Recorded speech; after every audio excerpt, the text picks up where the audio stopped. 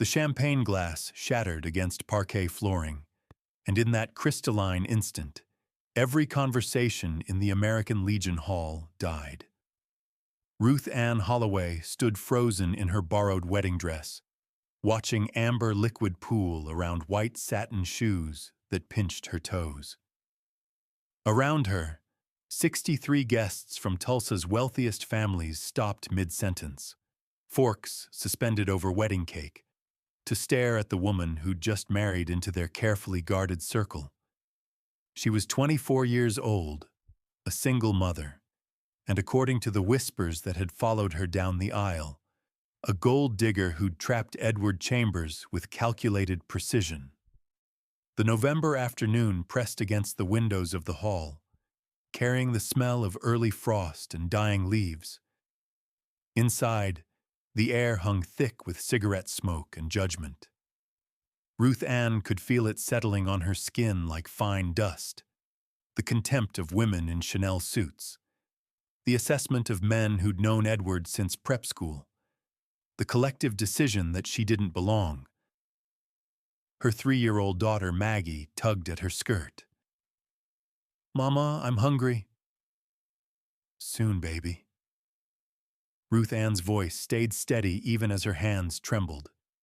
She'd learned that trick working double shifts at St. Francis Hospital, maintaining composure while patients coded, while families fell apart, while her own world crumbled around her. Edward appeared at her elbow, his jaw tight with forced cheerfulness. "It's fine, darling. Just an accident." But even he couldn't quite meet her eyes. He'd warned her this would be difficult. His mother had made her position abundantly clear. That nurse with that child was entirely unsuitable for a Chambers. From near the punch bowl, Ruth Ann heard the word distinctly: pathetic. The speaker was Constance Fairchild, Edward's former fiancée, resplendent in emerald silk that matched her cold eyes. She wasn't bothering to lower her voice anymore. "Everyone knows she got pregnant to trap some poor fool, and when he ran, she set her sights higher. Before we go further, where in the world are you watching this from? Drop your city and current time in the comments. And if this story grabs you, hit that like button and subscribe. You won't believe what happens next." Ruth Ann's fingers found Maggie's hand and squeezed. The little girl was the only pure thing in this room full of calculation and cruelty. Maggie's father had been a medical student, charming and ambitious, who'd vanished the moment she'd told him about the pregnancy. She'd raised her daughter alone, working night shifts in the obstetrics ward to keep food on the table and a roof overhead. She hadn't trapped Edward.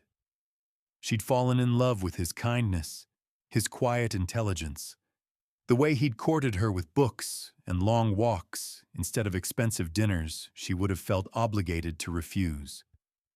But try explaining that to people who'd already written your story. "Perhaps we should cut the cake," Edward's mother suggested, her voice carrying the particular chill of Oklahoma winter. Margaret Chambers had worn black to her son's wedding, a choice everyone pretended not to notice. As guests reluctantly moved toward the 3-tiered cake, Ruth Ann caught fragments of conversation designed to reach her ears. "Heard she has debts all over town. Medical bills from the daughter's birth still unpaid. Give it 6 months before he realizes his mistake." The worst part was the kernel of truth buried in the poison. She did have debts. Medical bills that had piled up during a difficult pregnancy and emergency cesarean. Student loans from the nursing program she'd barely completed before Maggie arrived. Rent arrears from the month she'd been too sick to work postpartum. $18,472. She'd calculated it down to the penny. She'd never told Edward the exact amount. He'd offered to help, but taking his money before the wedding felt like confirming every ugly thing people said about her. After the wedding, she'd planned to work out a payment arrangement, to prove she could contribute, to show she was a partner, not a burden. Near the back of the hall, a man stood up. He was older, perhaps 55, with silver threading through dark hair and the quietly expensive clothes of old money.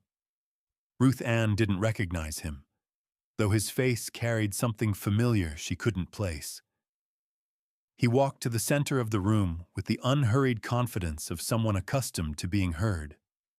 Conversations stuttered to silence again. "Forgive the interruption," he said, pulling a leather checkbook from his jacket pocket. "But I believe this young woman is owed a debt." The room held its collective breath. Ruth Ann felt Edward tense beside her, uncertain whether to intervene or wait. "My name is Harrison Prescott," the man's voice carried to every corner of the hall. "And 2 years ago, this nurse saved my wife's life." Ruth Ann's memory clicked into place. Late night shift, emergency admission, preeclampsia spiraling into full eclamptic seizure. The obstetrician stuck in surgery. Those terrible 5 minutes when everything had depended on her training, her instincts, her hands. But she'd never learned the patient's name. Hospital policy. Professional distance. Harrison Prescott uncapped an expensive pen, his next words about to transform everything Ruth Ann thought she understood about justice, debt, and the complex mathematics of human kindness. What exactly was he about to write in that checkbook? And why had he waited until this exact moment, this public crucifixion, to reveal himself? Harrison Prescott's pen hovered over the checkbook, and the silence in the American Legion Hall became something physical, pressing against eardrums, stealing oxygen. Ruth Ann watched his hand move across the paper with deliberate strokes, each number a small detonation in the careful social order these people had constructed. She couldn't breathe, couldn't process what was happening. 2 years ago felt like a lifetime, a blur of exhaustion and terror and adrenaline that had somehow resulted in a healthy baby and a mother who'd walked out of St. Francis Hospital alive. "March 14th, 1966, Harrison said, still writing. 3:17 in the morning. My wife Catherine was admitted with blood pressure 210/130. Convulsions. The baby in distress." Ruth Ann remembered. God, how could she forget? The way the woman's body had seized, the monitor screaming, the attending physician trapped in another emergency. 5 minutes that had stretched into eternity, while Ruth Ann made decisions far above her pay grade, administering magnesium sulfate, positioning the patient, talking to the frightened woman between convulsions, keeping mother and child tethered to life through sheer stubborn refusal to let them go. "The doctor arrived in time to deliver our son," Harrison continued. "But without this nurse's intervention, neither would have survived." He tore the check from the book with a crisp sound that seemed to echo. "Catherine wanted to find you, to thank you, but hospital policy prevented them from releasing your name." Constance Fairchild's voice cut through the moment like broken glass.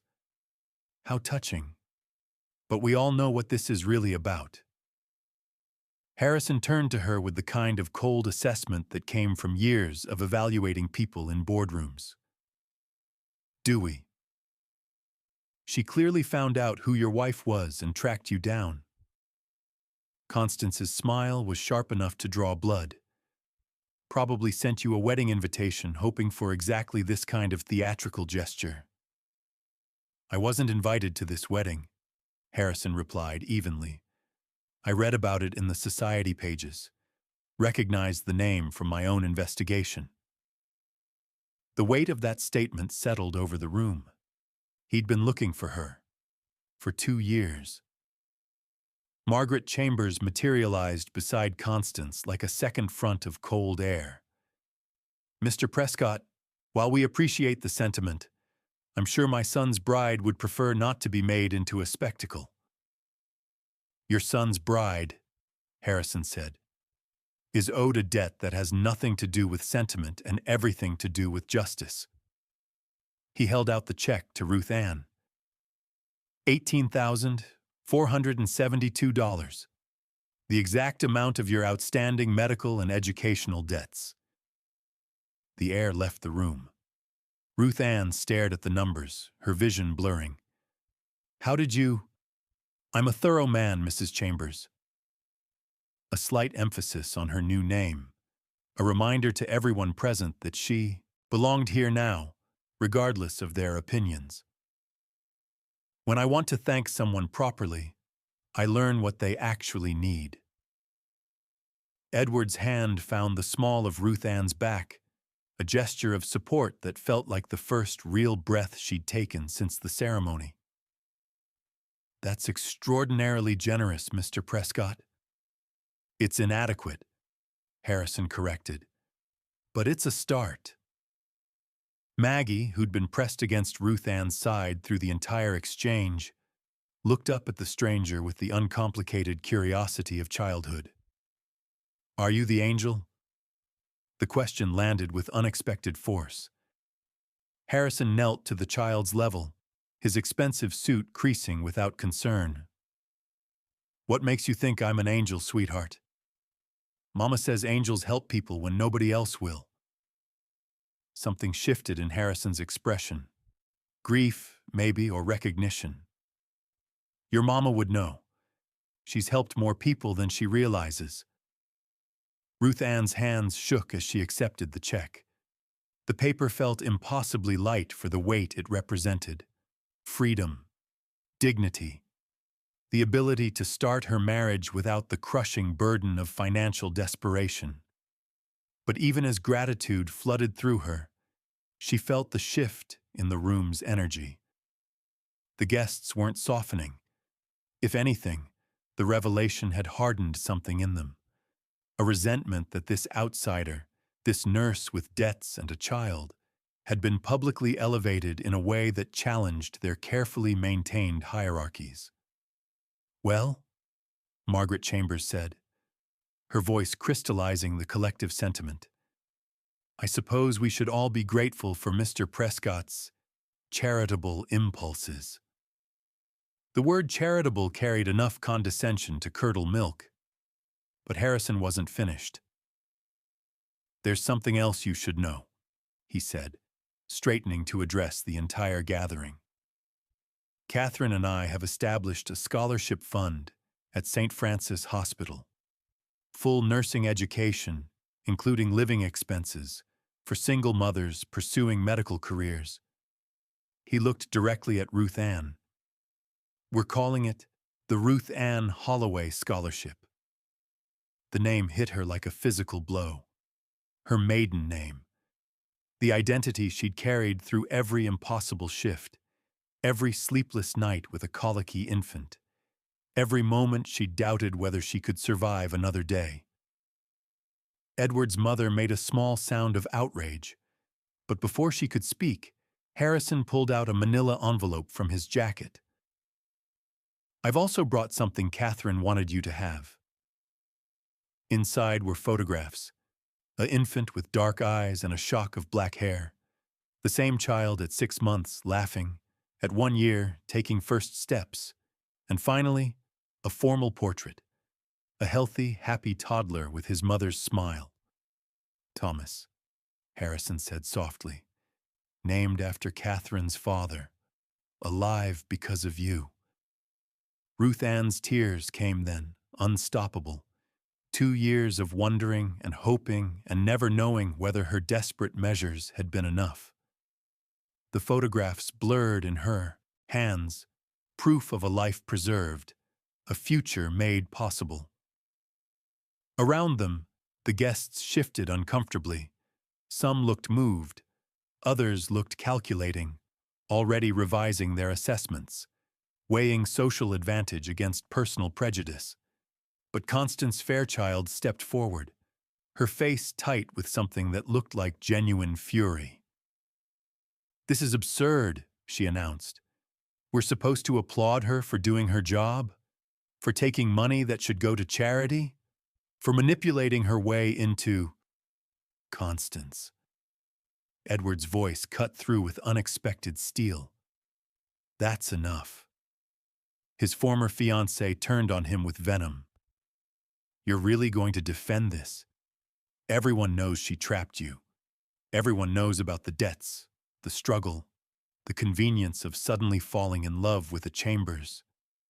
Everyone, Edward said quietly, knows you've been bitter since I ended our engagement. What they may not know is why. The threat in his voice was subtle but unmistakable. Constance paled, stepping back as if physically struck. What secret was Edward protecting? And why did Harrison Prescott look suddenly worried, as if he'd set something in motion he couldn't control? The wedding reception had transformed into something else entirely, a battlefield where old wounds and new revelations were about to collide in ways no one could have anticipated. The wedding cake sat forgotten, its white frosting beginning to sweat under the heat of too many bodies packed into too small a space.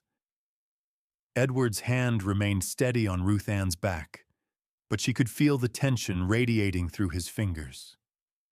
He'd never mentioned why things had ended with Constance, only that they had, cleanly and finally, 6 months before he'd met Ruth Ann in the hospital cafeteria over terrible coffee and a shared table during the lunch rush. Constance's composure cracked like fine porcelain. You wouldn't dare. Try me. Edward's voice carried a weight Ruth Ann had never heard before. The quiet accountant who'd courted her with such gentle patience had steel underneath, and it was showing now. Margaret Chambers moved between them with the practiced efficiency of someone accustomed to managing social disasters. This is hardly the time or place for family disagreements.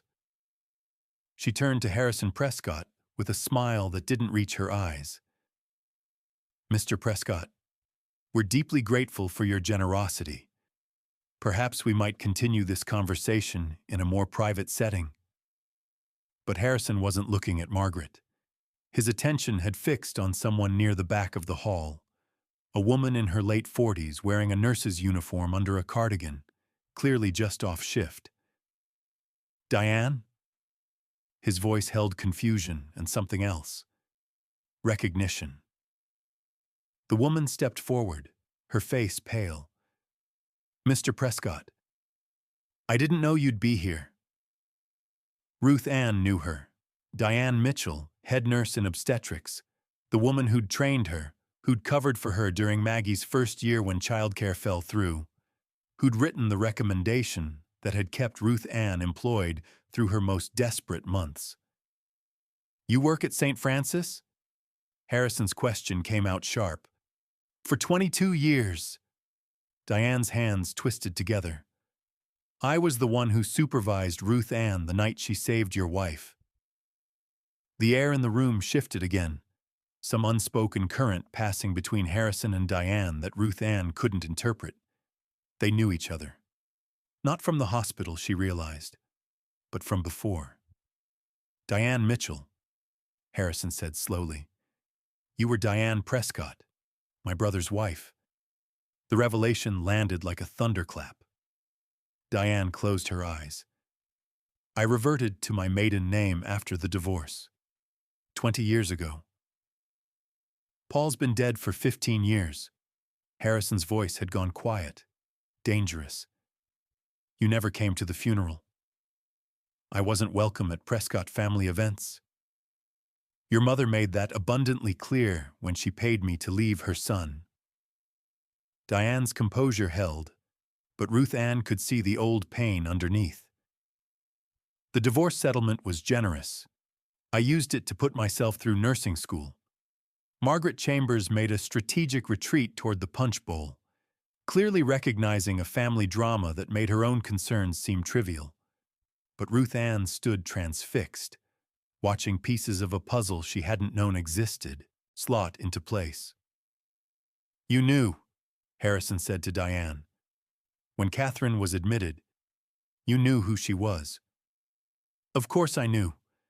Every Prescott in Oklahoma has their medical history flagged in our system.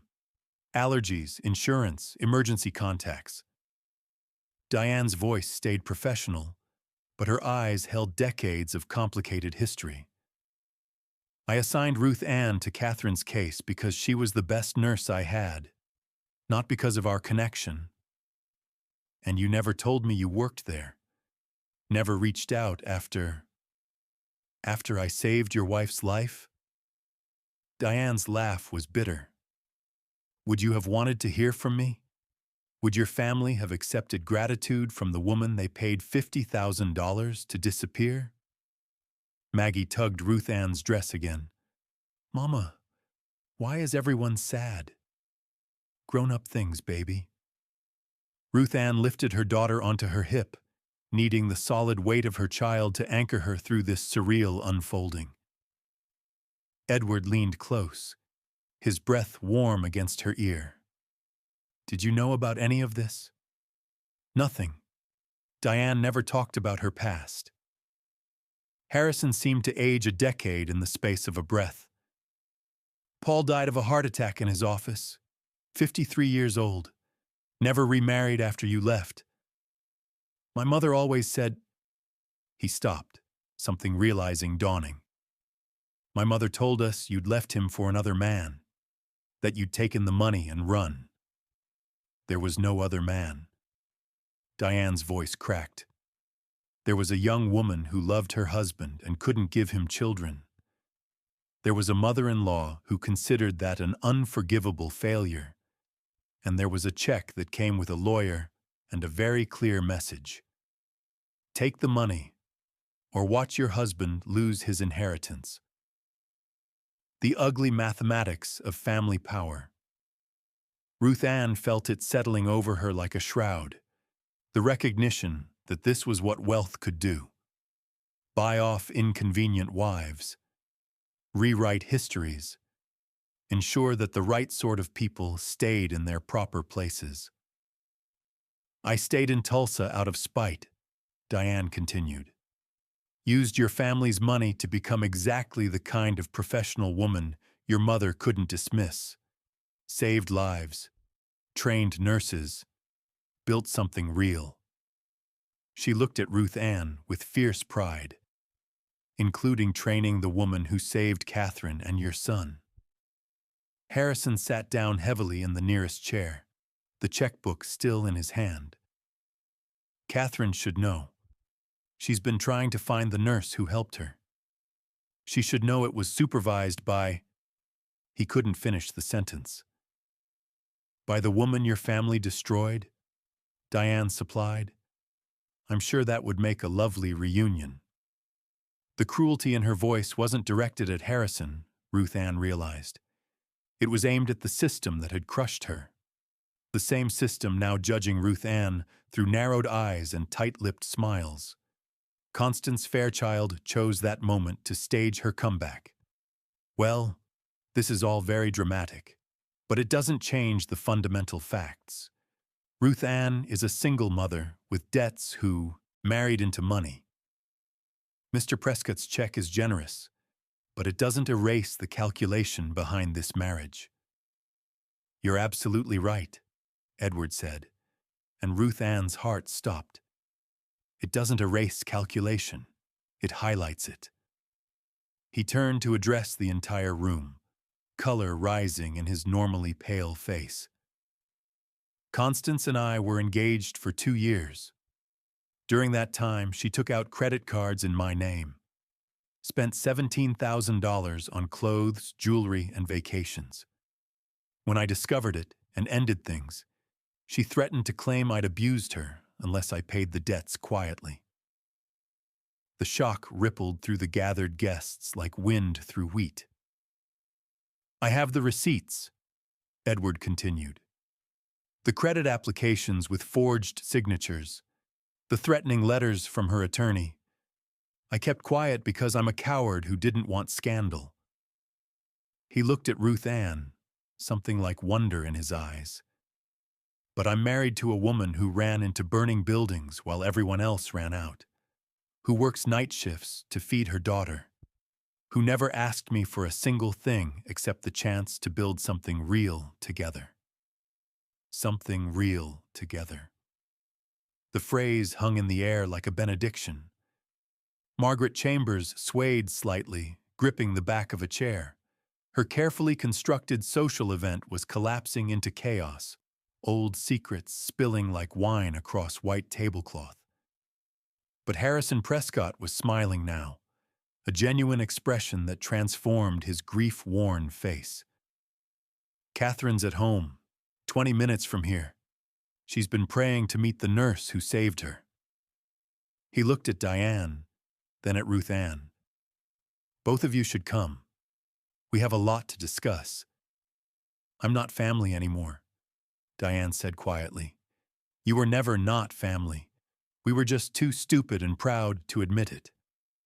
The invitation hung between them, an offer of reconciliation, of rewriting old narratives, of choosing connection over the cold comfort of justified resentment. Ruth Ann felt Edward's hand find hers, their fingers intertwining. Maggie had fallen asleep against her shoulder, thumb in mouth, oblivious to the adult complications swirling around her. "We should go," Ruth Ann said. "If the invitation's genuine." "It is." Harrison stood, energy returning. "We'll take my car. There's someone else I want you to meet." What could he possibly mean? And why did Diane suddenly look terrified? The Prescott mansion rose from manicured grounds, like something from a magazine spread, all stone and leaded glass windows catching the late afternoon sun. Ruth Ann clutched Maggie tighter as Harrison's Lincoln Continental glided up the circular drive. The car still smelled of new leather and expensive cologne, a world away from her rusted Chevrolet with its cracked vinyl seats and rattling engine. Edward sat beside her, his hand never leaving hers, while Diane perched in the front passenger seat, silent and rigid as carved wood. They'd left the reception in shambles. Margaret Chambers standing pale and furious. Constance Fairchild cornered by suddenly curious guests who'd sensed blood in the water. The wedding cake still uncut, champagne going flat in abandoned glasses. "Catherine doesn't know you're coming," Harrison said as they approached the entrance. "I called from the hall, told her only that I'd found the nurse. She's been waiting 2 years for this moment." The front door opened before they reached it. A woman stood in the threshold, backlit by warm interior light. Slender, dark-haired, maybe 35, with the kind of nervous energy that came from prolonged anticipation. "Harry?" Her voice carried hope and fear in equal measure. "I found her, Katie." Harrison's voice softened in a way that made Ruth Ann's chest ache. This was what real love looked like after years of marriage. Tenderness worn smooth by time, still potent. Catherine's eyes found Ruth Ann, and something profound passed between them. Recognition of a kind that went deeper than memory. One woman who'd nearly died, another who'd refused to let her. "You." Catherine's hand pressed against her chest. "I remember your voice, telling me to breathe, telling me my baby would be fine, telling me to hold on just a little longer." Ruth Ann's throat closed.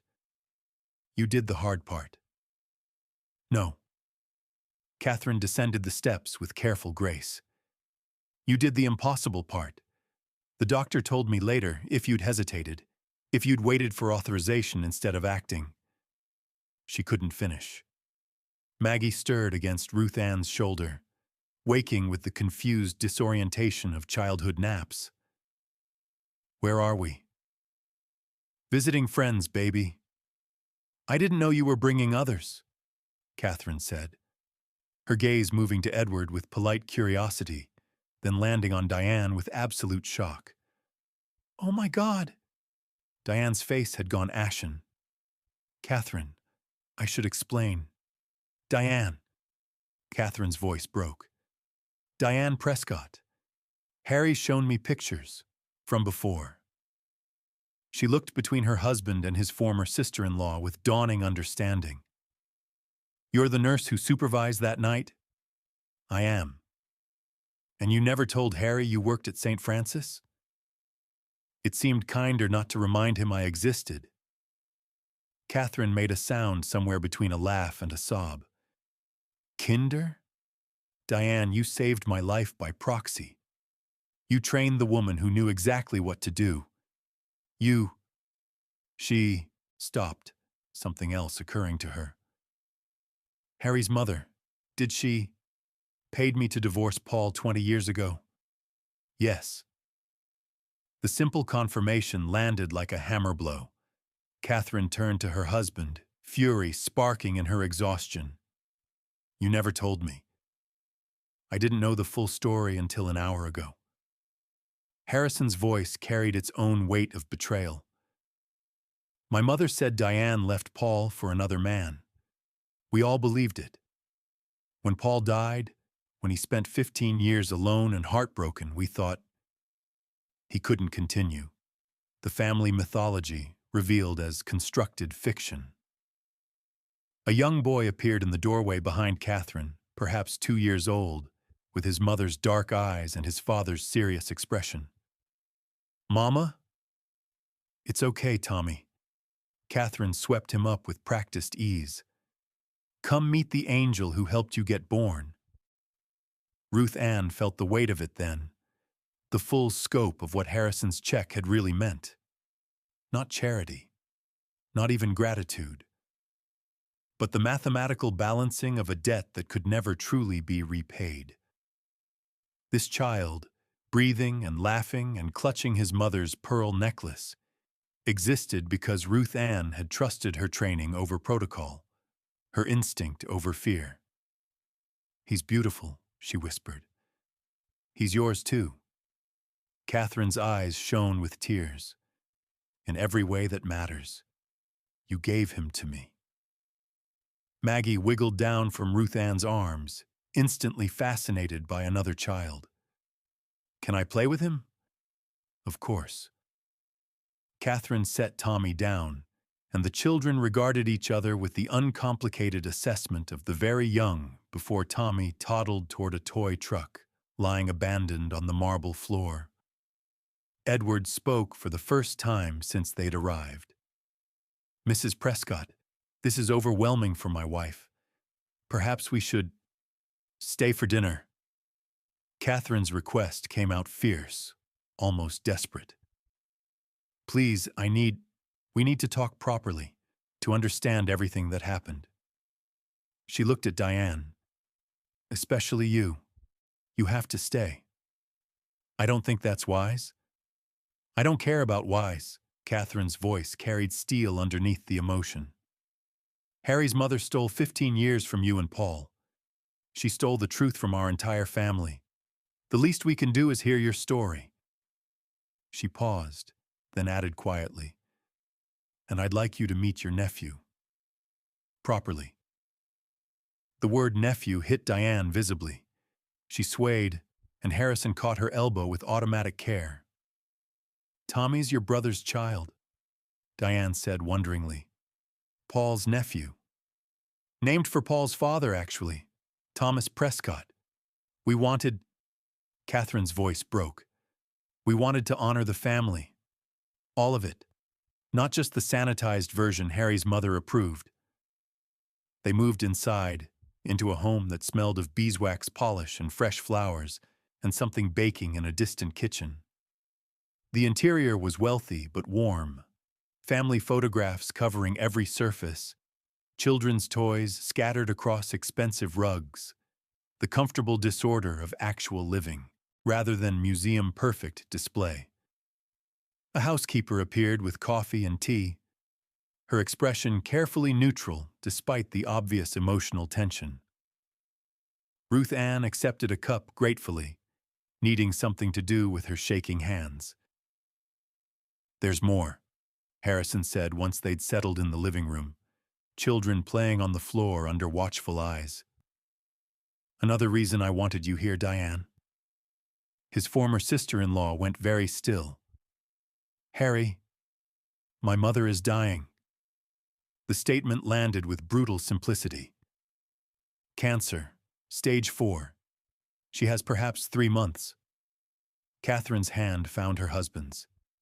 "She asked to see you, last week, before she knew about any of this." "Why would she want to see me?" "To apologize," she said. Harrison's skepticism was evident. Though knowing mother, it's likely to control the narrative one final time, to make her peace in a way that serves her conscience without actually costing her anything. Diane's laugh was sharp and painful. "Still manipulating from her deathbed. That's very on brand." "You don't have to go," Catherine said quickly. "You don't owe her anything." "No, but I owe Paul." Diane's voice steadied with decision. "I owe him the truth told to his family. The real story, not the fiction your mother created."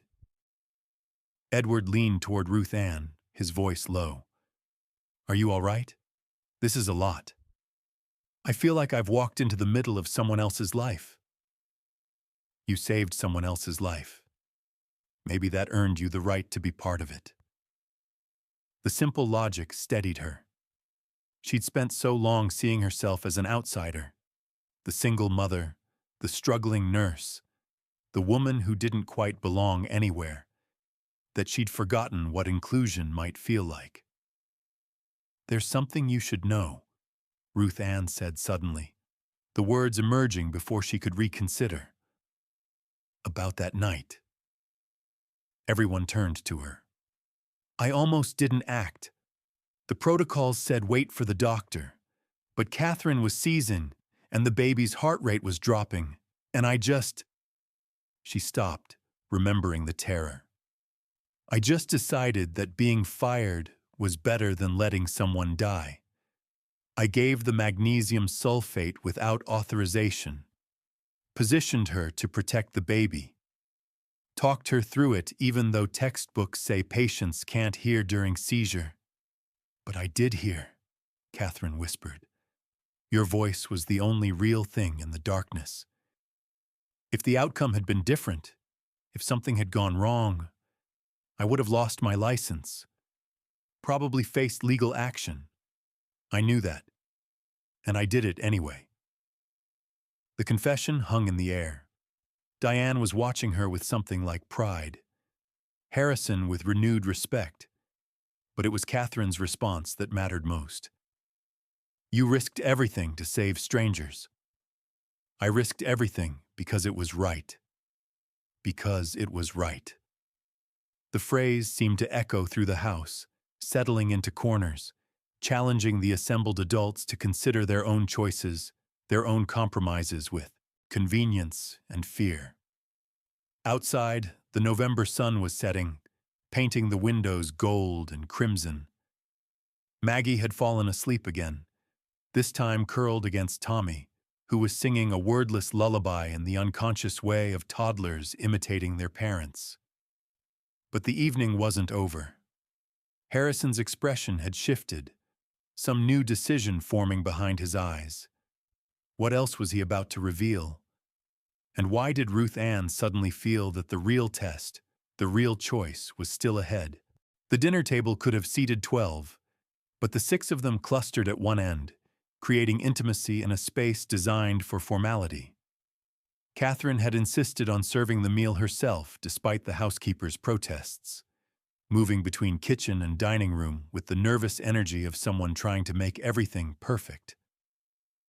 The roast chicken steamed on a platter, surrounded by vegetables that looked like they'd come from a magazine photograph. Ruth Ann couldn't remember the last time she'd eaten something that hadn't come from a can or a box. "My mother lives 10 miles from here," Harrison said, carving the chicken with surgical precision. "In the house where I grew up, where Paul grew up." He glanced at Diane. "Where you used to visit on holidays, before everything fell apart." Diane's fork paused halfway to her mouth. "The old Prescott estate, I remember. Your mother's roses. Paul trying to teach me tennis on that absurd clay court. She's alone there now. Refused assisted living. Refused hospice nurses until last week. Harrison's voice carried the complicated grief of a son watching a difficult parent decline. The cancer's in her bones. Liver. Lungs. She has maybe 6 weeks, the doctors say. Maybe less. Ruth Ann felt Edward's leg press against hers under the table, a reminder that they were witnesses to something intimate and painful, that they needed to tread carefully. What exactly did she say when she asked for Diane? Catherine set down her wine glass, her expression hard to read. That she'd made mistakes, that she wanted to make amends before it was too late. Harrison's skepticism was palpable. But Mother's always been strategic. Even dying, she's managing her legacy. I won't be her deathbed absolution, Diane said flatly. I won't let her confess to me so she can die with a clean conscience while I'm left holding the poison. What if she wants to tell the truth to the family? Publicly? Catherine leaned forward. What if she's finally ready to admit what she did? Then she can do it in front of witnesses, with documentation. Diane's years as a head nurse had taught her to demand evidence, to trust nothing that couldn't be verified. I want her admission on record. I want Paul's memory cleared of the fiction she created. Ruth Ann watched the negotiation with growing understanding. This was what wealth and power did. It allowed people to rewrite histories, to make inconvenient truths disappear with checks and lawyers and carefully constructed narratives. Diane had been erased from the Prescott family story.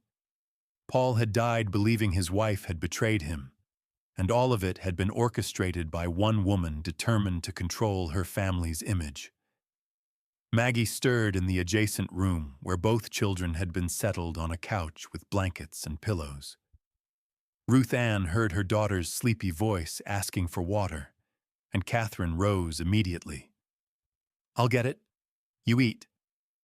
The casual, maternal care between relative strangers moved Ruth Ann more than she wanted to admit.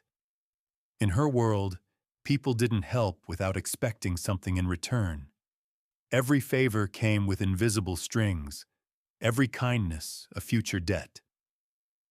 There's more, Harrison said once Catherine had left the room. Mother's estate. She's rewritten her will. Diane's laugh was bitter. Let me guess. She's leaving everything to charity to buy her way into heaven. She's leaving half to me, a quarter to Paul's memory, to be used for a foundation in his name. Harrison paused. And a quarter to you, Diane, with a letter of apology to be read at the will's execution. The silence that followed was absolute. No. Diane's response was immediate. I don't want her money. Not now. Not ever. It's not about what you want. It's about what she owes you. Catherine had returned, holding a sippy cup for Maggie. 20 years ago, she paid you $50,000 to disappear. That money ruined your marriage, destroyed Paul, and let our entire family believe a lie. A quarter of her estate is probably worth. She looked at Harrison. $1.2 million. Ruth Ann felt the number like a physical blow. That kind of money was abstract, impossible. It was houses and college educations and security stretching decades into the future. I don't want it, Diane repeated, but her voice had lost its certainty. Then don't take it for yourself. Edward spoke up unexpectedly, his accountant's mind working through implications. Take it for the scholarship fund, the Ruth Ann Holloway scholarship that Mr. Prescott mentioned. Use it to help other women in situations like Ruth Ann's, single mothers trying to build careers, to create stability, to prove they're more than their circumstances. The suggestion landed with unexpected weight. Ruth Ann watched Diane's expression shift, saw the moment when refusal transformed into possibility. Paul would have liked that, Diane said softly. He always wanted children, wanted to leave something meaningful behind. Then you'll see her? Harrison asked. Before she dies? You'll let her apologize? I'll witness her confession. Diane's correction was deliberate. I'll ensure the truth gets told. I'll accept the money for the foundation. But I won't forgive her, Harry. Some things are beyond forgiveness. Catherine reached across the table, covering Diane's hand with her own.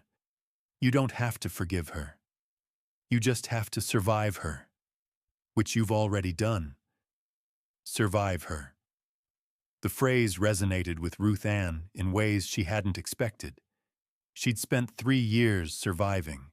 Maggie's father's abandonment, the crushing debt, the judgment of people who'd decided her story before knowing her name. Edward's mother looked at her the same way Harrison's mother had looked at Diane, as a problem to be managed, a threat to be neutralized. When? Diane asked. When does she want to see me? Tomorrow morning, 10 o'clock.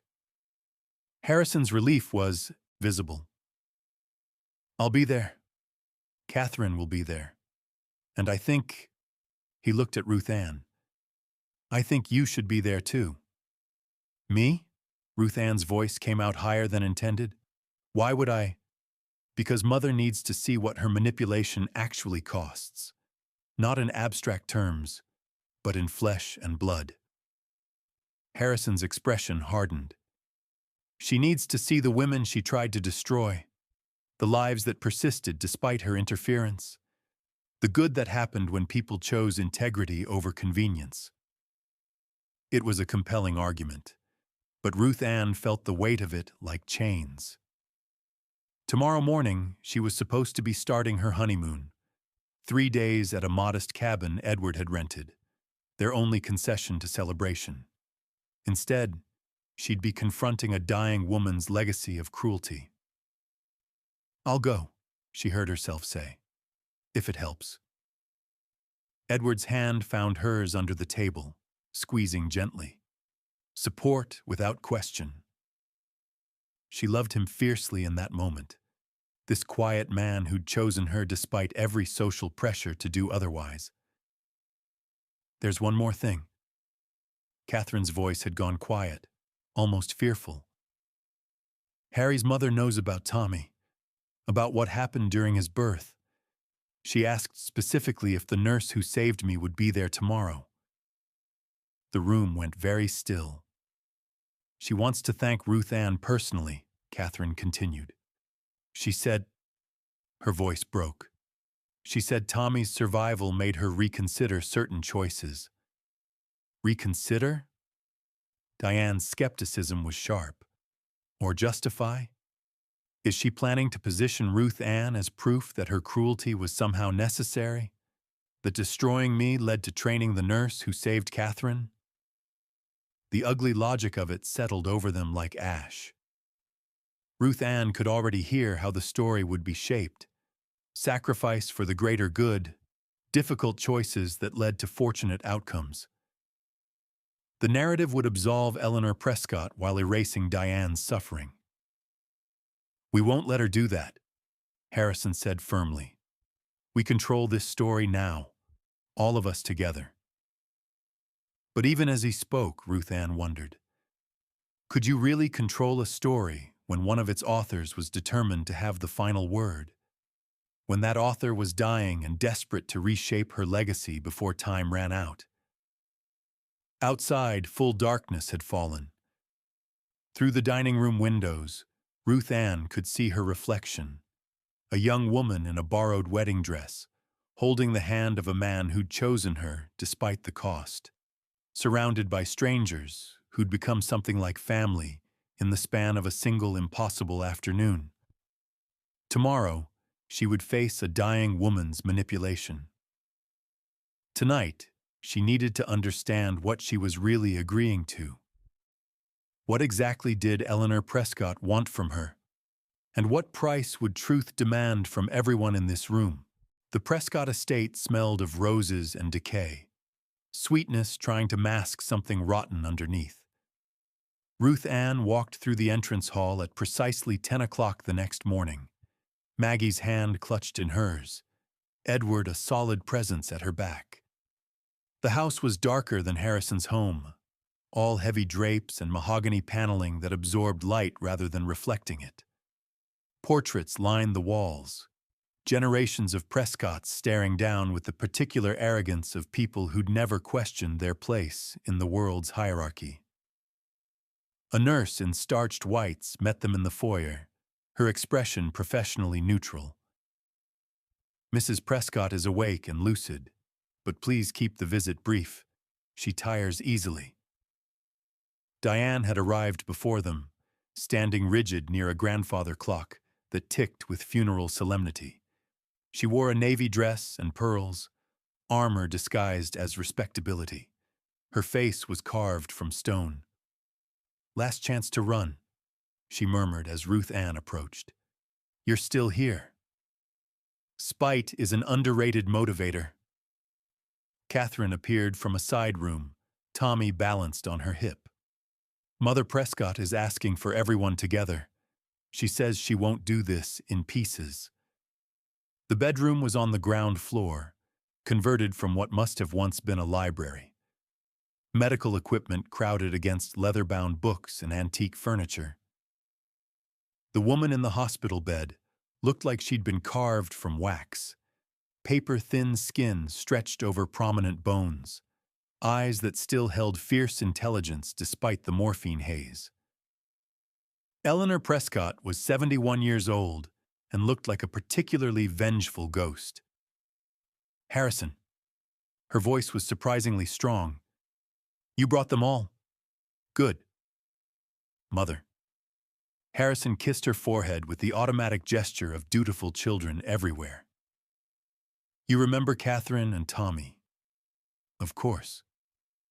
Eleanor's eyes tracked to her grandson with something that might have been tenderness or might have been calculation. Hard to tell with a woman who'd spent decades perfecting the art of emotional manipulation. "And this must be the famous nurse." Ruth Ann stepped forward, refusing to show the fear racing through her veins. "Mrs. Prescott, I'm Ruth Ann Chambers." "Chambers now. I heard about your wedding." Eleanor's smile was sharp enough to draw blood. "Quite the dramatic reception, from what I understand. My son making grand gestures with checkbooks." "Mother, we discussed this," Harrison said tightly. "You asked us here to make amends, not to—" "I asked you here to tell the truth." Eleanor's interruption was absolute. "The whole truth. The parts that make me look bad, and the parts that make everyone else look complicit." She gestured to chairs arranged around the bed. "Sit. All of you. This is going to take a while." They settled awkwardly, Catherine closest to the bed, Harrison standing behind his wife, Diane as far away as the room's configuration allowed. Edward kept Maggie close, the little girl unusually quiet, sensing adult tensions she couldn't name. 20 years ago, Eleanor began without preamble, I paid Diane $50,000 to divorce my son Paul. She looked directly at her former daughter-in-law. I told her that if she didn't take the money and leave, I would ensure Paul lost his inheritance, his position in the family business, and any chance at the life he'd been raised to expect. The admission, delivered so baldly, sucked oxygen from the room. I told Paul that Diane had been unfaithful, that she'd taken the money and left him for another man. I manufactured evidence, hotel receipts, photographs of her with a male colleague arranged to look compromising. Eleanor's voice never wavered. I let my son die believing his wife had betrayed him. Harrison made a sound like he'd been punched. Catherine's hand flew to her mouth, but Diane sat motionless, vindicated and devastated in equal measure. Why? Harrison's question came out strangled.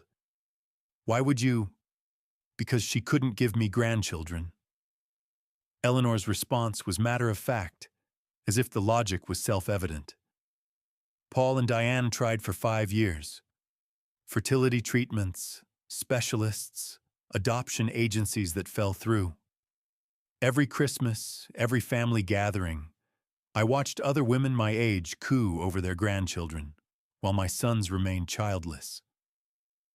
So you destroyed my marriage because I couldn't reproduce? Diane's voice shook with rage that had been banked for 2 decades. You let Paul die alone because my body didn't perform according to your expectations? I thought he would remarry, find someone suitable who could give him children. Eleanor's matter-of-fact tone made it worse somehow. Instead, he mourned you for 15 years and drank himself into a heart attack at 53. The brutal honesty was almost worse than lies would have been. Ruth Ann held Maggie closer, understanding with perfect clarity that this woman would have done the same to her if given the chance. Would have paid her to leave Edward, manufactured evidence, rewritten the story to serve her vision of family perfection. You murdered him, Diane said flatly. Maybe not legally, but morally. You murdered your own son. Yes. Eleanor's agreement was shocking. I did, and I've spent 15 years trying to justify it, trying to convince myself it was necessary. That family legacy mattered more than individual happiness. And now? Harrison's voice was ice. Now you're dying and want absolution? Now I'm dying and want Tommy to know the truth. Eleanor's eyes found her grandson, who was playing with a toy car, oblivious to the adult devastation unfolding around him. I want him to grow up knowing what happens when you put image before love, legacy before humanity. Catherine spoke for the first time since they'd entered. You could have told us this years ago. You could have made it right when Paul was still alive. I know. That's all you have to say? You know? What else is there? Eleanor's laugh was bitter, dissolving into a cough that shook her entire frame. The nurse stepped forward, checking monitors, adjusting medication. When the coughing subsided, Eleanor continued, I can't undo what I did. I can't bring Paul back. I can't give Diane her marriage or her youth or the children she wanted. I can only tell the truth and hope it prevents someone else from making the same choices. Ruth Ann felt Edward's hand on her shoulder, grounding her. She understood what was happening now, why Eleanor had wanted her here specifically. She was the object lesson, the warning against future manipulation. Mrs. Prescott, Ruth Ann said carefully, why did you ask me to come? Eleanor's eyes fixed on her with laser focus. Because Catherine told me about you. Single mother, nursing career, debts, a marriage that looks convenient to outside observers. She paused. Because you're exactly the kind of woman I would have paid to disappear 20 years ago. The honesty was like a slap. And I wanted you to hear directly from me how that kind of thinking destroys everything it touches. Eleanor's voice strengthened with urgency.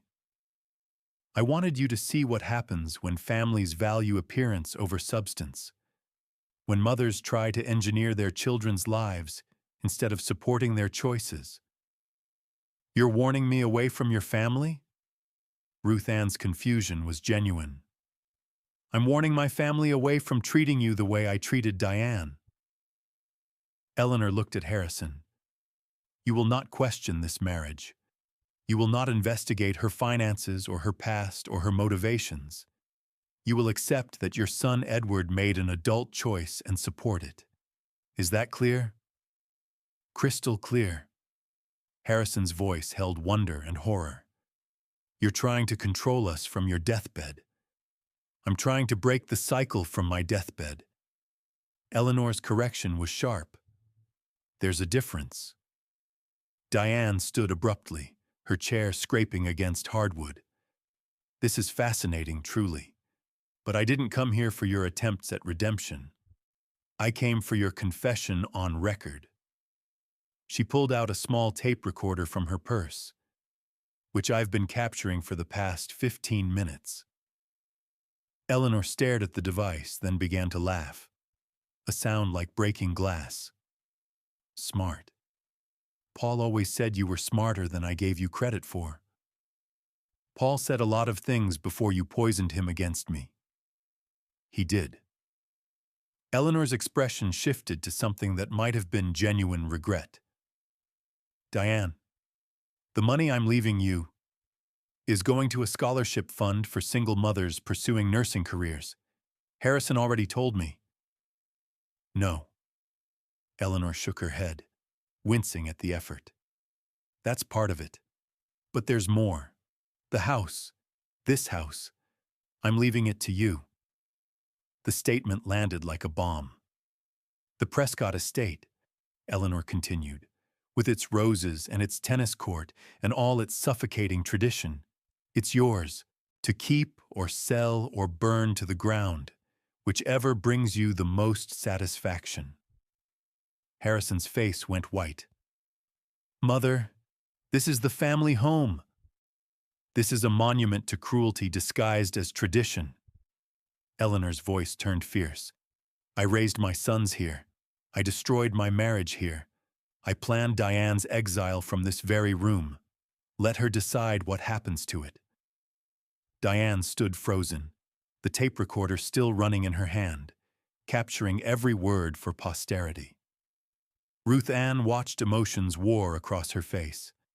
Rage, satisfaction, grief, and something else. The terrible burden of inheritance. I don't want it, Diane whispered. That's your choice to make. Eleanor's energy was visibly fading, morphine and exhaustion winning their battle. But make it consciously. Choose whether to keep or destroy based on what you need for healing, not what I deserve for punishment. The distinction was subtle but crucial. Ruth Ann felt it settling into her own understanding. The difference between justice and revenge, between accountability and mere cruelty. I need to think, Diane said finally. You have time. I have weeks at best. Eleanor's eyes closed briefly, then opened to focus on Ruth Ann one more time. You, the nurse, come closer. Ruth Ann approached the bed with Maggie still clutched against her side. Up close, Eleanor looked even more fragile, but her grip when she caught Ruth Ann's wrist was iron. You saved Catherine and Tommy when it mattered most. You made a choice that risked everything because it was right. Eleanor's voice dropped to barely a whisper. Don't let anyone, including me, especially my memory, make you doubt that choice. Don't let fear of judgment stop you from acting with integrity. I won't, Ruth Ann promised. Good. Eleanor released her wrist, her energy spent. Now get out, all of you. I'm tired, and I've said what needed saying. They filed out like survivors of a natural disaster, shell-shocked and processing. In the entrance hall, surrounded by judging Prescott ancestors, Diane clicked off the tape recorder with shaking hands. I have her confession, she said wonderingly. I have proof. Paul's memory can finally... Her voice broke. Catherine pulled her into a fierce hug, and for a moment, the two women clung to each other. One who'd been destroyed by Eleanor's manipulation, one who'd been saved by Eleanor's son's generosity, both united in the complicated work of healing. Harrison looked at Ruth Ann with something like awe. You stood up to her. Not many people do. I've faced worse than dying women, Ruth Ann said, thinking of 317 in the morning shifts, of patients coding, of making life or death decisions while exhausted and terrified. She's just a woman trying to unmake her mistakes before time runs out. Outside, November sunshine felt like absolution. Edward took Maggie from Ruth Ann's arms, letting her lean against him, drawing strength from his solid presence. "What happens now?" Ruth Ann asked.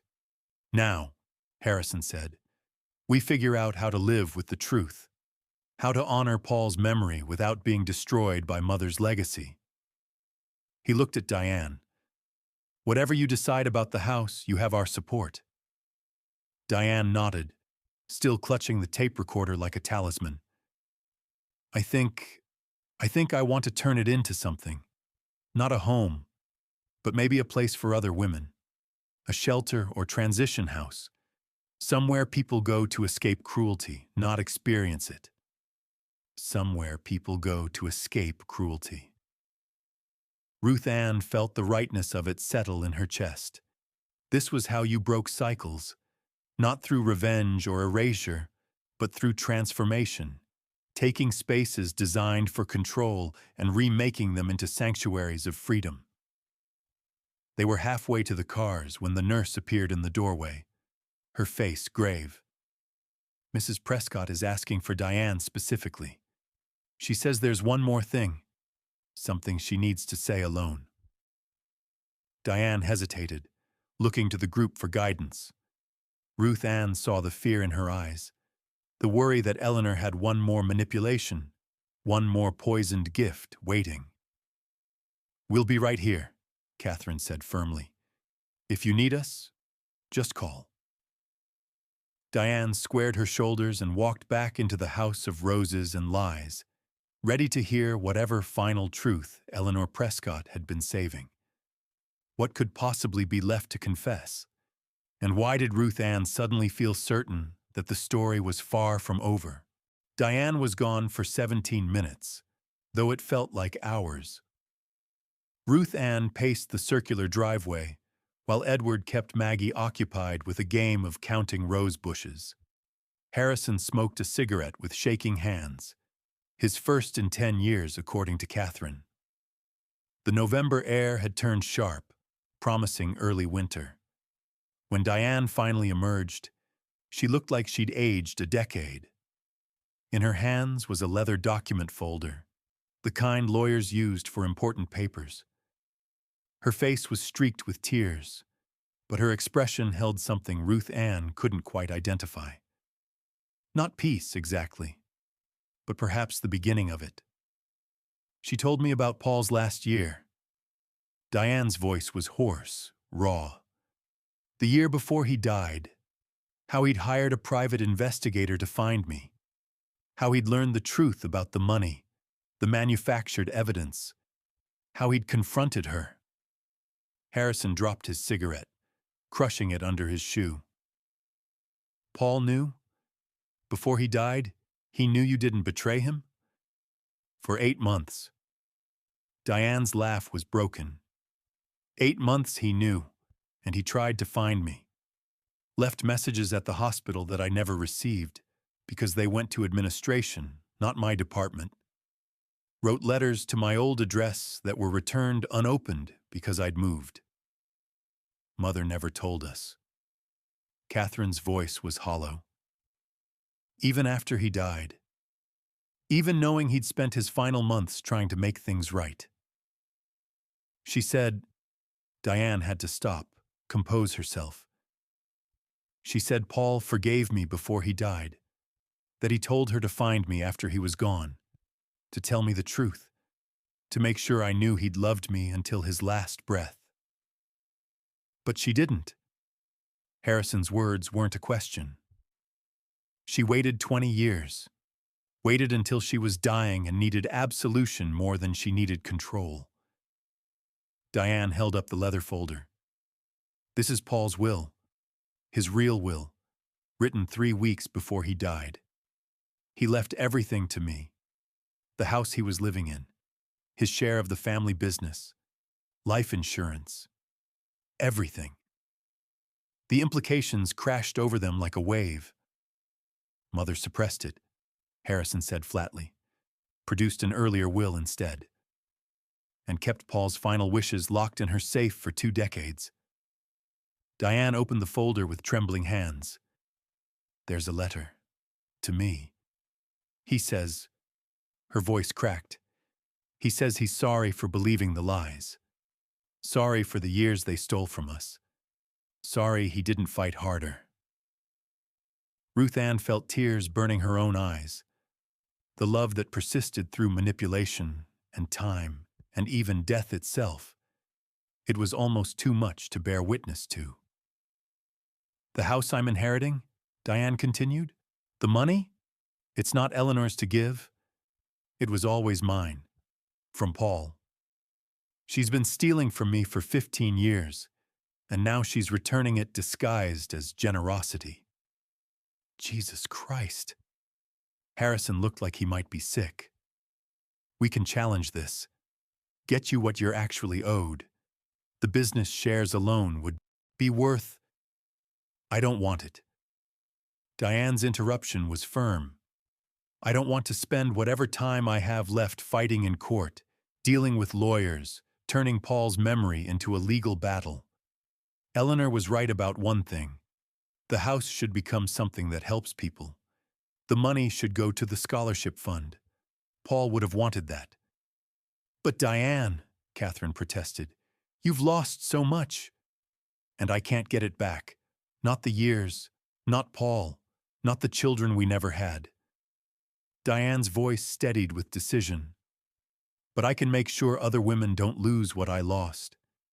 I can make sure the Ruth Anns of the world have support instead of judgment, resources instead of debt. That's worth more than revenge. Worth more than revenge. Ruth Ann understood then what she was watching.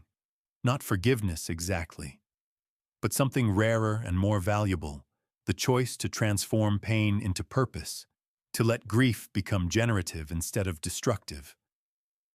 There's one more thing in the folder. Diane pulled out a smaller envelope, yellowed with age. Eleanor said this is for you, Ruth Ann, from Paul, written the day before he died. For me? Ruth Ann's confusion was absolute. But I never met him. I was 19 when he died, still in nursing school. Just read it. Ruth Ann opened the envelope with hands that wouldn't quite cooperate. Inside was a single page, dated 15 years earlier, in handwriting that started strong and grew shakier toward the end. To the nurse who will save my family. My mother told me something today that she thought would comfort me. She said that in 20 years, maybe 30, someone would benefit from her cruelty. That the scholarship fund she's planning to establish in my name would help young women build careers. She meant it as justification. See, Paul, your suffering serves a purpose. But I don't want my suffering to justify anything. I want it to warn. I want whoever reads this, whoever ends up helping my family in ways I couldn't, to know that cruelty never actually serves a greater good. That the ends don't justify the means. That love and trust and honor matter more than legacy or image or control. If you're reading this, you probably saved someone I love. Maybe my brother's future wife. Maybe his children. Maybe someone I'll never meet, but who carries our family forward in ways I couldn't. Thank you. And I'm sorry that my mother's manipulation probably touched your life too. She can't help herself, but you can help yourself. You can choose differently. You can refuse to let her logic, the logic that destroyed my marriage and my life, infect your choices. Be brave, be honest, love loudly, forgive when you can. And when you can't forgive, at least refuse to let bitterness consume you. Paul Prescott. Ruth Ann read the letter twice, tears streaming freely now. This man she'd never met had somehow known, had understood that his mother's manipulation would ripple forward, touching future lives, creating new victims. and he'd tried to warn them, to arm them with truth before they needed it. He was a good man, Diane said softly. Weak sometimes, too desperate for his mother's approval, but fundamentally good. I wish I could have met him. Me too. Harrison cleared his throat, visibly struggling with emotion. Mother asked me to give you something else, Ruth Ann. She said it's not from her. It's from the universe settling accounts. He pulled a business card from his pocket and handed it to Ruth Ann. On it was printed, Chambers and Associates, Accounting Services. Edward's new firm, the practice he'd been building slowly over the past 2 years. Mother owned the building where your husband's office is located, Harrison explained. The lease she gave him was below market rate because she was trying to control his career, keep him dependent on family resources. She's transferring ownership of the building to him. Free and clear. Edward's face went white. That building is worth $500,000 conservatively. Harrison's smile was grim. Consider it her apology for treating your wife like a threat instead of a blessing. I don't want her apology.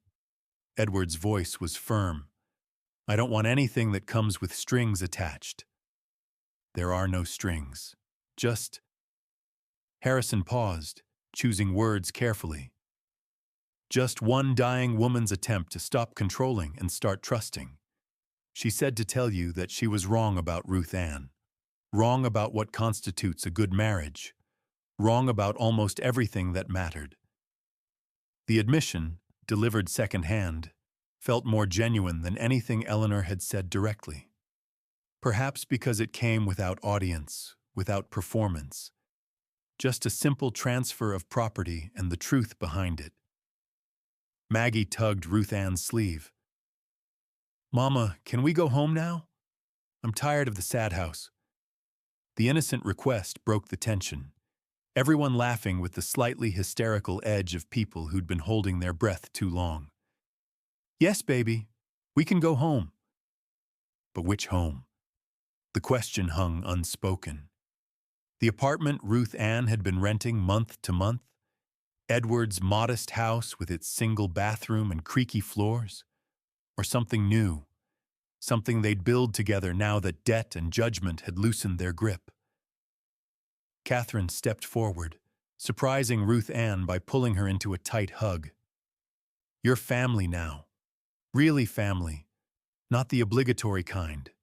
The kind you choose. Thank you. Thomas will grow up knowing you. Knowing what you did. Learning that courage looks like a night shift nurse making impossible decisions. Catherine pulled back, her eyes shining. That matters more than you know. As they prepared to leave, Diane touched Ruth Ann's arm. The scholarship fund. I'll need someone to help administer it. Someone who understands what it's like to struggle, to work night shifts with a baby at home, to wonder if you'll ever climb out of debt. I'm not qualified for that kind of, you're the only one qualified.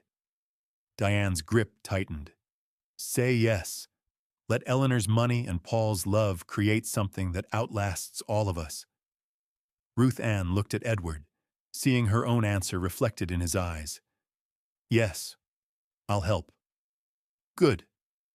Diane released her, stepping back with something like satisfaction. Now go. Enjoy your honeymoon, however many days you have left of it. The real work starts next week. They drove away from the Prescott estate in Edward's sensible sedan, Maggie already drowsing in the back seat, the leather document folder and Paul's letter resting in Ruth Ann's lap. The afternoon sun had turned the Oklahoma landscape golden, painting everything in the soft light of late autumn. Are you all right? Edward asked after they'd driven in silence for 10 minutes. I think so. Ruth Ann turned Paul's letter over in her hands, rereading phrases that had already burned themselves into her memory. I keep thinking about what might have happened if Harrison hadn't stood up at the reception, if he'd stayed quiet. Let everyone keep thinking I'd trapped you. But he didn't stay quiet. No, he chose differently, broke the pattern. She looked at her husband, this kind, steady man who'd chosen her despite every social pressure to do otherwise. We all get to choose, don't we? Every day. Whether to repeat the cruelty or create something new. Every day, Edward agreed. Behind them, the Prescott estate disappeared around a curve in the road. Ahead lay their actual lives, messy and uncertain and beautiful in their ordinariness.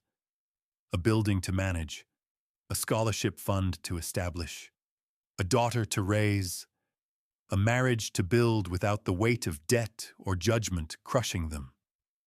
Ruth Ann closed her eyes, feeling the November sun warm on her face through the car window, and chose gratitude over bitterness. Chose gratitude over bitterness. It was, she realized, the only choice that mattered. Eleanor Prescott died 4 weeks later, on a Tuesday morning when the first snow of the season was falling over Tulsa. Ruth Ann heard about it from Catherine, who called just after dawn while Edward was making coffee and Maggie was still asleep in her new bedroom. The house Edward owned outright now. The building that had been Eleanor's final manipulation transformed into their foundation for building something real. It was peaceful, Catherine said, her voice thick with complicated grief. She went in her sleep. The nurse said she'd been looking at Paul's photograph, the one from their wedding day before everything fell apart. Ruth Ann felt the news settle somewhere beneath her ribs. Relief, maybe, or just the simple acknowledgement that a chapter had closed. How's Harrison? Devastated and relieved in equal measure. You know how it is with difficult parents. You mourn what they were and what they could have been and what they'll never become, all at once. She did know. Her own mother had died when Maggie was 6 months old, disapproving of Ruth Ann's choices until the very end. Some relationships never found resolution, only endings. The funeral is Friday, 2 o'clock at St. Matthew's Episcopal. Catherine paused. She specifically requested that you and Diane both attend. It's in her final instructions, written the day after we all visited. Diane agreed to go? Surprisingly, yes. She says Paul would have wanted her there. That showing up is the last gift she can give him. The proof that Eleanor's cruelty didn't destroy her capacity for grace. After hanging up, Ruth Ann found Edward in the kitchen, staring out the window at the snow accumulating on the garden they'd been planning to plant in spring. He looked tired but peaceful. The constant tension he'd carried around his mother's judgment finally eased. She's gone, Ruth Ann said simply. Edward nodded, pulling her close. They stood like that for a long moment, watching snow transform the familiar landscape into something clean and new. Maggie's footsteps padded down the hall, and then small arms wrapped around both their legs, completing their circle. Are we sad? Maggie asked with the direct emotional assessment of 3-year-olds. We're complicated, Edward replied, which was perhaps the most honest answer possible. The funeral was exactly what Ruth Ann expected. Elegant, expensive, and carefully choreographed to present Eleanor Prescott as a pillar of the community, rather than the complicated, often cruel woman she'd actually been. The church overflowed with Tulsa's elite, people who'd known Eleanor through charity work and social obligations, who'd benefited from her patronage or feared her judgment. Ruth Ann sat near the back with Edward and Maggie, watching Harrison deliver a eulogy that was masterful in its honesty. He spoke of his mother's strength and her flaws, her generosity and her manipulation, her final attempts at redemption without pretending they erased decades of harm. My mother, Harrison said from the pulpit, believed that family legacy mattered more than individual happiness. She was wrong. But she was also human, capable of terrible choices and, in her final weeks, capable of recognizing them. That doesn't excuse what she did, but it reminds us that change is always possible, even at the end. Diane sat in the front row beside Catherine, wearing the same navy dress she'd worn to Eleanor's deathbed confession. Her back was straight, her expression serene. She looked like a woman who'd survived a war and chosen to remember the victory rather than dwell on the wounds.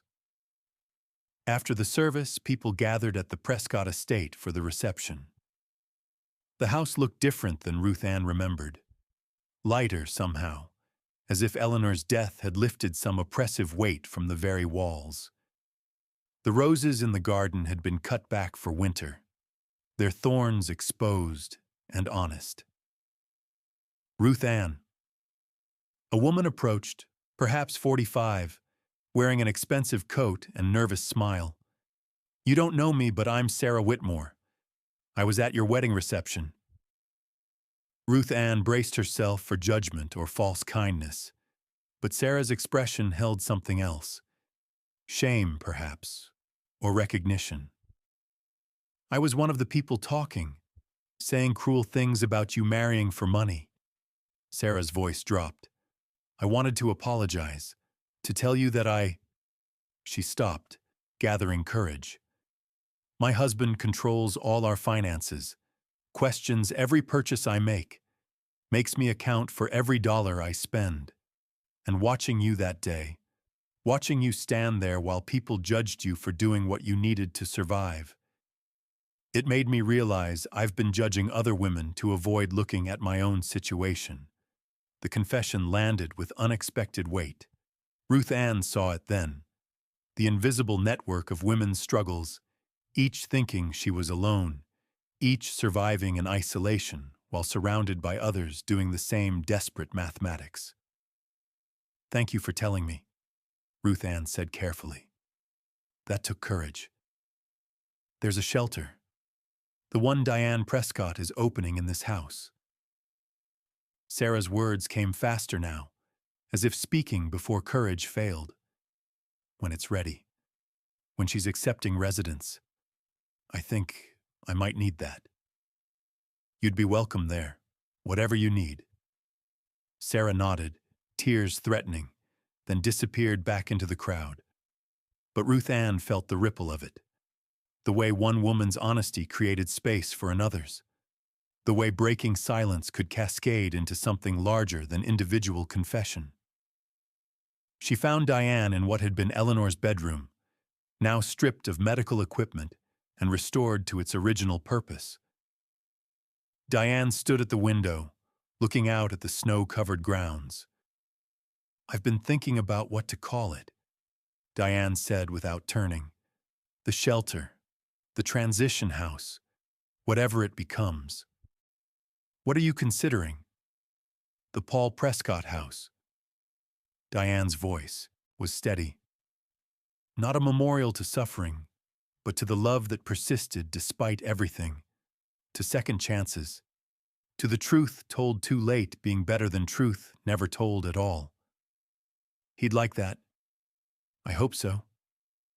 Diane finally turned, and Ruth Ann saw that she'd been crying. 20 years I've been angry. 20 years of justified rage. And now that she's dead, now that I have everything I thought I wanted, the confession, the vindication, the money, I just feel tired. Tired is better than bitter. Is it? Diane's smile was sad. Sometimes I think bitterness gave me purpose, kept me moving when grief would have paralyzed me. Now I have to figure out who I am without the anger. "You're the woman who trained me," Ruth Ann said firmly, "who taught me to trust my instincts, who showed me that being professional didn't mean being heartless. You're that person whether Eleanor Prescott existed or not." The simple reframing seemed to steady Diane. She nodded slowly, wiping her eyes. "The scholarship fund launches next month. We have 6 applicants already. Single mothers, all of them. working impossible hours, drowning in debt, trying to build something better. 6 women who won't have to choose between their children and their careers. 6 women who'll know someone believes in them. Diane's expression shifted to something fierce. That's Eleanor's real legacy, whether she intended it or not. Not the cruelty, but what we built from its wreckage. Harrison found them as the reception was winding down, guests drifting away into the early winter evening. He looked exhausted, but lighter, as if he'd set down a burden he'd been carrying for decades. "The will's being executed next week," he said to Diane. "Everything Mother promised. The house, the money, Paul's share of the business that should have been yours all along. My lawyers estimate we'll have it finalized by the new year." "And you're all right with this?" Diane asked carefully. "Losing half the family estate to your brother's ex-wife?" "I'm all right with justice finally being done." Harrison's voice was firm. "Besides, Catherine and I have more than we need. Tommy will inherit wealth regardless. What he'll really inherit, what matters, is the truth. The story of family that chose redemption over image, however late." They stood together in Eleanor's former bedroom, 3 people connected by tragedy and survival, watching snow fall over grounds that would soon house women fleeing their own forms of cruelty. Ruth Ann felt the weight of it, the responsibility and the gift of being witness to transformation. Maggie appeared in the doorway, having escaped Edward's supervision. "Mama, can we make snow angels?" "Soon, baby. Just a few more minutes." But Diane knelt to the child's level. "I'll take her. You stay. Talk to Harrison about the scholarship interviews." She took Maggie's hand, and together they disappeared toward the garden, Maggie's excited chatter about snow angels fading down the hallway. "She's going to be all right," Harrison said, watching them go. "Diane, I mean. She's stronger than any of us gave her credit for." "She always was," Ruth Ann replied. "Your mother just didn't recognize strength that looked different from her own." They talked for another hour about logistics and plans, the scholarship fund's criteria, the house's renovation timeline, the ways they could honor Paul's memory without being imprisoned by it. By the time Ruth Ann found Edward and Maggie in the garden, they'd built 3 snow angels and started on a snowman. "Look, Mama." Maggie's face was bright with joy. "We made a family." 3 snow angels, arranged in a circle holding hands. Ruth Ann felt tears threaten again, but these were different from earlier. These were gratitude and hope, and the simple recognition that they'd survived. Not just survived. They'd transformed survival into something approaching grace. Driving home through snow-quiet streets, Maggie asleep in the back seat, Edward's hand warm in hers. Ruth Ann thought about cycles and choices, about women paid to disappear and women who refused to vanish, about cruelty that echoed through generations and kindness that could break the pattern. "What are you thinking?" Edward asked. "That we get to choose what story we tell. About this day, this year, this life." Ruth Ann watched snow blur the windshield, each flake unique and temporary and part of something larger. Eleanor tried to write a story about control and legacy, but Diane's rewriting it. Harrison's rewriting it.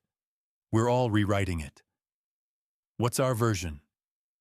That love is more powerful than fear. That choosing each other despite the cost is the only legacy that matters. That Maggie will grow up knowing women are strong enough to transform poison into medicine. Edward squeezed her hand. "I like that version."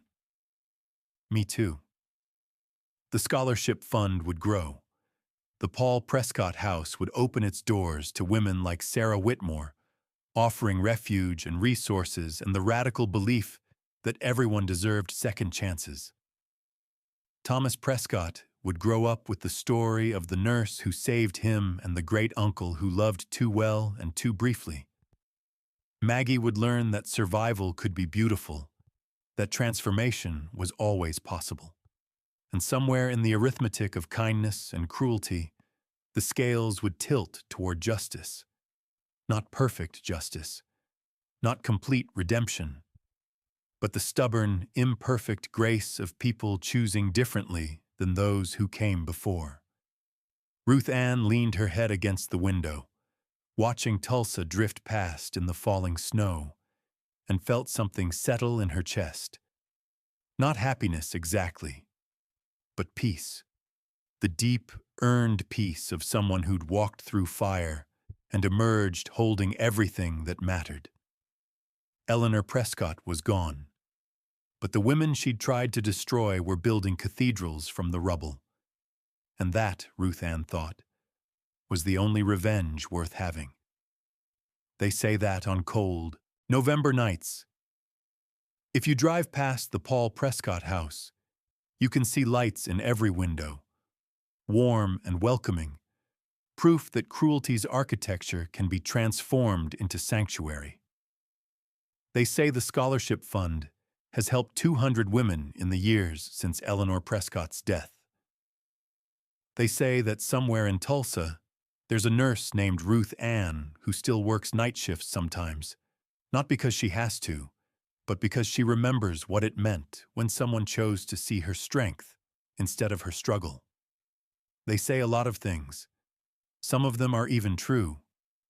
If this story moved you, take a moment to share it with someone who needs to hear it. Drop a comment telling us what courage looks like in your life.